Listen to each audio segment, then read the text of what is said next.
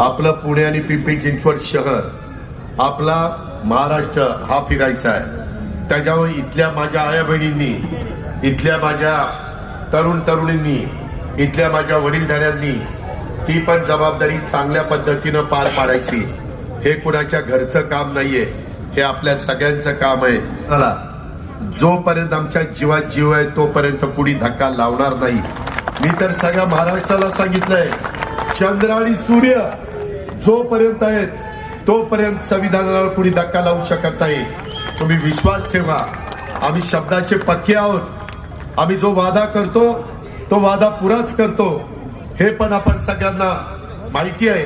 आणि असं असताना आपण गरिबांना एक चांगली त्यांची परिस्थिती निर्माण करायची, आणि म्हणून या सगळ्या योजना आहेत। माझ्या बहिणींनी, माझ्या मातांनी, माझ्या मुलींनी त्याच्याकडे त्या नजरेने बघावं।